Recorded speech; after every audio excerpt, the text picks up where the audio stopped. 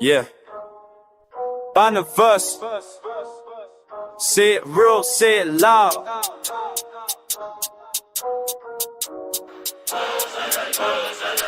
What does a grieving mind look like on the inside? And we're not talking about the tears people post about, not even the black profile picture face, but the real, quiet, unseen spaces. Welcome back to another episode of the BANTERVERSE, where we say it real and say it loud. And today, we are stepping into something real. Our session today is titled Inside a Grieving Mind. With me is someone I've known for close to 9 years. She's like a sister, she's an artist, and a brilliant soul. Her name is Lioness Wairimu. Lioness, karibu sana. Thank you so much. Before we dive in, how are you showing up today? I'm doing good. I can't complain. It's awesome. I'm grateful. Awesome. So nice to have you here. I hope you're enjoying your coffee though. Thank you for having me. It's nice. Yeah, I'm enjoying the coffee. Awesome. So please introduce yourself to our viewers and listeners. Okay. My name is Lioness Wairimu, as you've heard. I'm a lawyer. I'm a musician. I am equally a wildlife and environmental enthusiast and advocate. I am dedicated to promoting conservation and sustainable practices. With that said, I'm passionate towards wildlife, the environment, biodiversity, and climate change. I'm also a blogger. I blog about wildlife. Mm-hmm. You can find my articles at www.naturelovewithlioness.wordpress.com. I also vlog about the environment and wildlife as well. Yes. You can find my work on YouTube under Lioness Wairimu. I also create content on wildlife, climate change, the environment, biodiversity on my TikTok handle, which is Lioness Wairimu. Yes. Awesome. You've talked about book world as well. Oh, You've forgotten about your ebooks. Oh, and I sell books. I do sell books. I sell self-help books. That's yes, awesome. I do. And by the way, guys, her content is actually it's really good content. For me, I love them because they have really nice facts put in there. So, thank you for tooting my horn.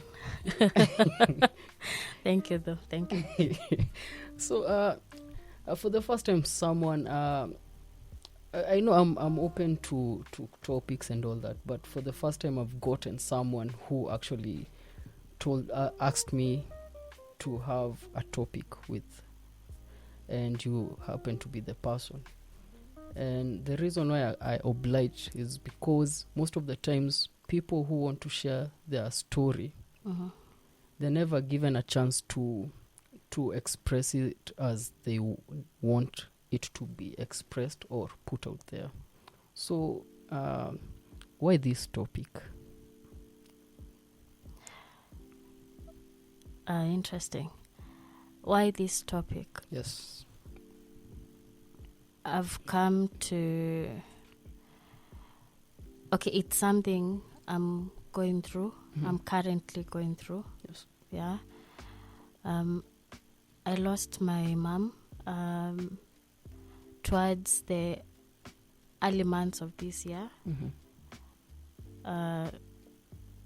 She was and she still is my whole life.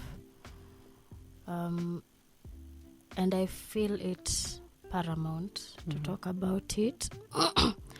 Also, for the mere fact that I've come to realize that many people don't know how to handle people that are going through loss and grief. Mm-hmm. Some have the best of intentions. Yes. Others are just pretenders. But I feel it's a vital topic to discuss. Because at the end of the day, I feel pain loss and grief is a universal experience, a universal human experience, but which is the least understood because of its complexity. Yes. I think it's a conversation that we should have more and more. Also, people tend to veer off from such conversations. They make them uncomfortable, but we need more of these conversations. I think that's how I can put it. I totally agree with you on that.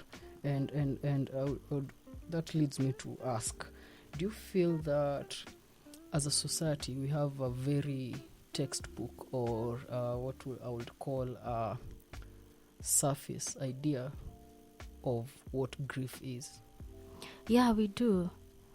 And I wouldn't blame them, especially the people who haven't gone through loss and grief.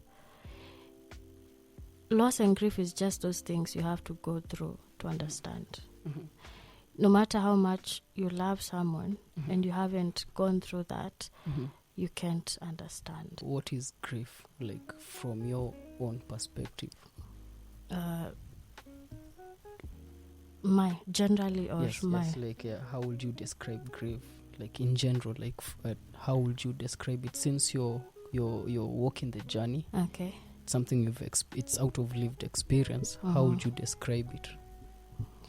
So generally, as I would explain it, I think it's safe to say the very ground that we walk on will be our roofs someday. So loss and grief, and it's not a must for it to be loss and grief. There are people, it can be loss stroke grief. There are people who experience loss and don't necessarily grieve. But I'm just going to say loss and grief. Loss and grief is a destination that all of us will all have to experience, and we'll all have to get there because of our loved ones. We will all lose our friends and loved ones at one point or another. I feel grief, there's no amount of preparation that can prepare you enough for grief. True. There isn't. True, so true. Also, I would say, as I said, grief is a universal human experience that is the least understood. And also, I would also say generally grief is an adaptive process, because now you're trying to adapt living life without that loved one of yours. So grief is an adaptive process that cuts through phases of life or dimensions of life, such as cognitive, emotional, physiological, psychological, and social dimensions. So true. So that's how I would describe grief in general. It's so, I agree. I totally agree with you, because you've mentioned that you're never prepared. You're never. So when looking now from that perspective, what really surprised you, like when you're going through your own grieving process? Because I know we're friends, and I know there's some things that you've realized about grieving that you didn't. You might have expected, but you experienced something totally different. I think the conversation that people don't usually have is about those dark thoughts that you have when you're going through grief. Wow. How do I put this? Grief for me is that cold hand on your shoulder that keeps on reminding you and keeps on showing you how other people's lives are moving on and how exuberant their lives are, full of joy, full of energy, while your life is frozen still, and you keep on asking yourself, will my life ever thaw? Will it ever defrost? Will it ever be warm again? I think I would also say grief is like a ghost that sits on your bed and then keeps on reminding you, what are you doing still alive? Your loved one is gone. Yeah. What are you still doing alive? I think I would express grief as, or the loss of a loved one as this thing that eats you from within. You know, it eats through your soul, it eats through your bones, it eats through your shadow. It's boring, and you know, just knowing inside. I would describe grief as a very cold and chilly night that for some reason it has forgotten to turn to day. Like it's either forgotten or it imekataa to, you know. Grief is a hunger that cannot be satisfied. It's a thirst that cannot be quenched. I think simply put, I would say grief is love that has nowhere to go. Yeah. And I love the metaphor that you've used, that grief is like a ghost seated by your bedside with the hand upon your shoulder. During that that whole process of, it's gradual, and it's a whole process. It doesn't just happen within a very short while. During in the journey, when you're going through this process, this journey, has it ever felt like healing from it would be like a form of betrayal? Like, moving forward would mean like you're moving or leaving something that you're attached to and loved dearly behind. All the time. And I can imagine, you're trying to, I know, there's this notion that the whole world tells you, but life keeps on moving on. You should also move on. And also, the reality of life is for the living. And also, at some point, yes, you have to pick yourself up, and you have to, but it always feels like a betrayal. Like, why am I having a normal life and you're not here? Why am I living? Why should I move on? Do I deserve this? Why should I move on? Life is normal and you're not here. There's that guilt that you have, that you feel like, you're betraying that. But I don't know how I can put it. It's like you don't want them to feel like you can move on without them. Yes, it feels like you're doing something wrong. Yeah, it's like you're deliberately forgetting them. Yeah, and then also, I see it from a point like maybe the loved one would be like, I would expect the rest of the world to move on normally, but not you. We were one, Yeah. So long story short, to answer your question, it does feel like a betrayal every single time. And many people will never understand that aspect of it. And now it goes to what you were saying. Get over it, where you still like grieving and all that. And looking at your experience, there are obvious effects that it has had on your mental well-being. And how have you been coping with that? Like, I know for one thing you really love like watching something nice and something interactive, or even doing music. And what else have you been like doing? Like have you meeting up with friends and cousins and all that? How was that? Have you been consistent with that, or unafeel ni kama umeko kiji unaka niko wajishuku?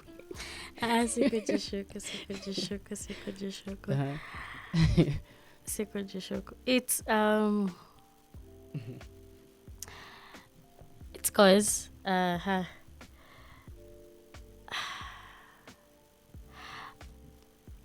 people don't like being around sad people. That's what I would say. So, with the notion of going out, being with friends and all, and then you can only talk about your experiences for a short time. After some time, you can't keep on saying, you cannot keep on talking about it and about it with people like for a long time. And so I think for me, it's normally easier to retract into my cocoon and to just deal with it. Also, by virtue of me being a solitude creature and being a loner, I enjoy my I would say I'm an introvert of sorts. Yes. So Yes, you are. yes, I am. Okay. So I would say from my experience, what I do to cope with, I do it alone, because also when you're going through grief, you lose friends, but no one talks about that part where you lose friends. You have a chance to talk about it now. You can say it, about the experiences. Yeah, like how people lose friends, because it's something we've talked about actually. Yeah, and we talk a lot. Yeah, so and it's sad that people we realize that people don't have the bandwidth to take on like the emotional, to handle the emotional turmoil your friend or a loved one is going through during grief. And they tend to get exhausted so fast, and it's because either they don't know how to handle it or they have a very generic way of handling it. And this now leads to what I wanted to ask you. Yeah, they lack the emotional capacity They lack the emotional capacity. Yeah, that's Sapo true. kwa emotional capacity. Kati ya between advice and presence, which one would you take? And what Presence. and why? Don't give me advice if you've not walked my shoes, please. I get you. No, I it's- get you have good intentions. But they're just this textbook phrases you guys say that Ebu say them. Ebu just say them. That's why they say do it more. real. They do more harm than good. Like, Okay. So firstly, let me begin by saying I do understand that there are people with good intentions. True. As they Very do, true. or as they say we these don't things. negate that. That's all. Yeah, we there are don't people negate with that at all. good intentions as they say this. Let me begin by that. But they are ignorant to the effect of their words upon you. True. And then there are those who just say for the sake of saying. Yeah, just to. And those are the people I feel like slapping, but I can't. But yeah. I'm trying to remember some of the things I'll be told. Good. It is well. It is well for who? Kenodhia, it is well for who? For who? Yeah. And the other one you told me, because nimekumbuka, but I want it to come from you. There was a certain someone who told you, gave you some advice because she had gone through the same, but now that actually meant something to you because she related with how you're feeling. Yeah. You know we talk a lot. We talk a lot. You told me. Actually, specific. Okay. Let me just say, because I don't want to mention names. Okay, don't mention. So you told me the advice that really touched you was when one of the ladies got out of her way to talk to you about grief, because she has actually gone through grief because she lost her husband, and how it made you feel warm and it really meant something to you, compared to what some really close people were saying to you, were telling you, that felt so empty. I remember the lady. Yes. Yeah, I remember the lady. Uh-huh. I remember, such a sweet soul. Yes. I remember her. Yeah, I remember. Yeah, That's what you mean. Like when it comes to someone who has actually gone through it has some depth in it and some weight to it. Like it feels more genuine. or it's genuine because is not they the word, because understand? you can be genuine even though you haven't gone through it. Relatability. It's relatability. They know. Of course, also, in as much as she has lost someone and I've lost someone, the gap and the depth of the wound is not the same, but she has Yeah. she has Yeah, nini, yeah. she has experience, and also such people talk with a lot of empathy. True. Yeah, It's like they talk with a lot of empathy and understanding. I totally get you, baby. Yeah. Totally. Juivo, actually, iko sawa. So, and what about friendships? Like, you've touched on it when you said you've lost some friends during this period. And how has that? I'm pretty sure it has changed your views on friendship and how you value friendships. Yeah. Tell us about that. That's another aspect I feel that is not talked about often. Tell us about that, like when it comes to friends, especially friends, because family will always be there, but now there are friends, like you realize that you lose along the way. Yeah, true. Because you see, the thing with families, family show up out of duty. They don't necessarily even have to like love you, or I'm not saying mine don't love me, mine love me, but family show up out of duty. Yeah. Friends, they are doing it out of their sheer will. Yeah. So one thing about grief is grief unmasks people and opens your mind and your eyes to the truth that has been in front of you all this time that you've been blind to. Because one thing I've realized about grief, people show up for you according to the priority you are in their lives. You will put that. Like you can tell where they've placed you in their life. Exactly. Yeah. People show up in regards to how they prioritize you. That's basically it. And also another thing also about the unmasking of things is, okay, let me give you this situation. Yeah, it's okay. Yeah. My late mom, my best friend, there's this name she used to call me. She used to call me Nyakiega. Nyakiega. Yeah, Nyakiega. Yeah. So, yeah. Nyakiega simply means someone who is overly good, overly kind, overly compassionate, overly there for others even when you shouldn't be. She wasn't off. She was on. Yeah, so Nyakiega is a yeah. It's a nice name. It's not sarcastic. It is a funny weight to that name. So basically, so I came to realize, okay, me helping people has never been an issue for me. Actually, I love helping people, and I'm happy helping people. But now this thing came up, and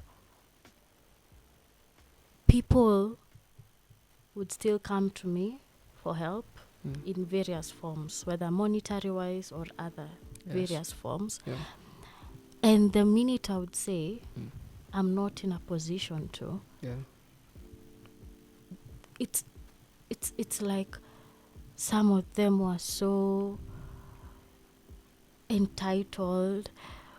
Wengine they're like, ay, Lioness aje sasa. And I'm like, I can't. I don't have the capacity to help. To some point, I have snapped and told them, si uko na wazazi? Mi sina. Ebu go to them. Like, I'm trying to tell you I can't help you. And you're here pushing. So I was like, I'm surrounded by people I call friends who are full of so much apathy. You know, lack of compassion. to the point now, as I've told you, it opens your mind and your eyes, and you're like, wow,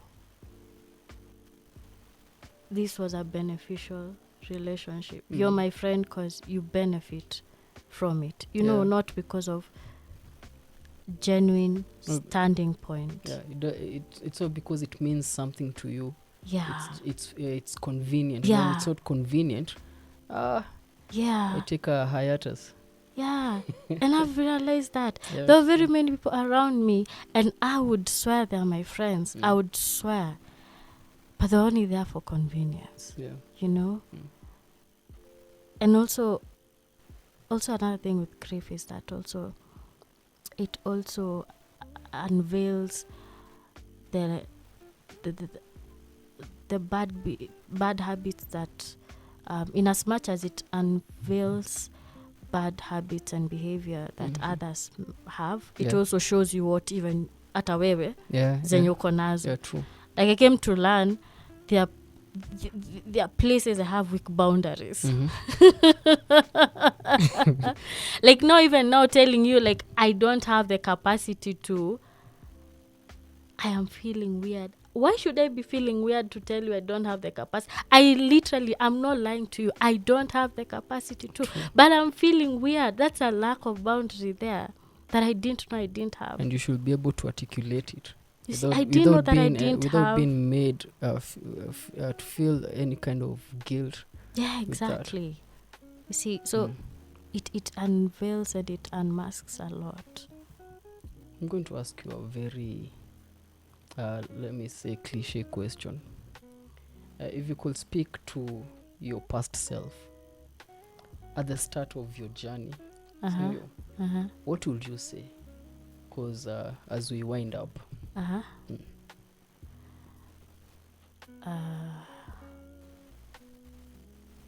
don't be told the amount of time you need to grieve. Don't be told the amount of time to grieve. Don't be told. Don't be told. Awesome. Take your time. Grieving is different for different people. Some it may take months, some years.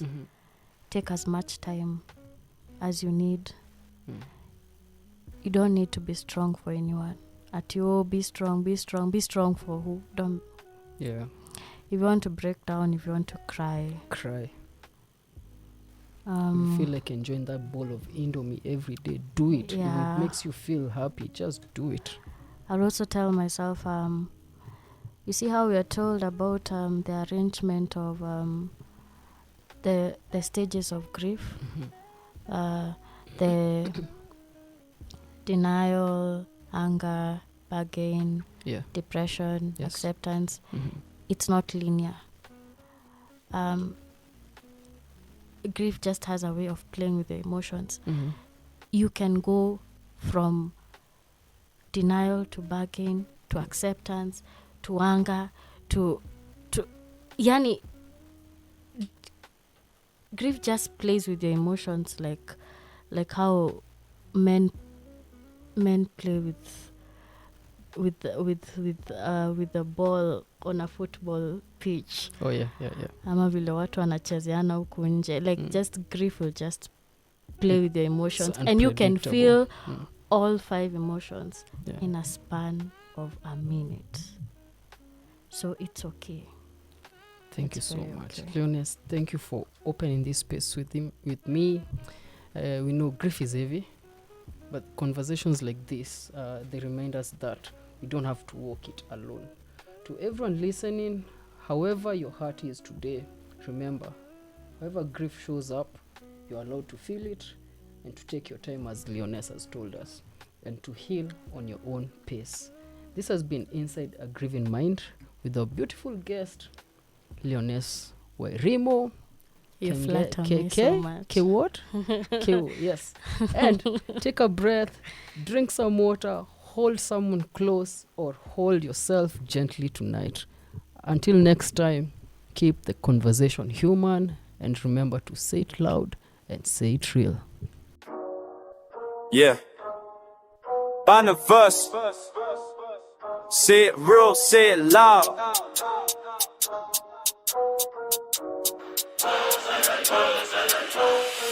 Step into the verse, let the vibe take over. Talk that talk, we don't wait till it's over. Real ones here, pull up, come close.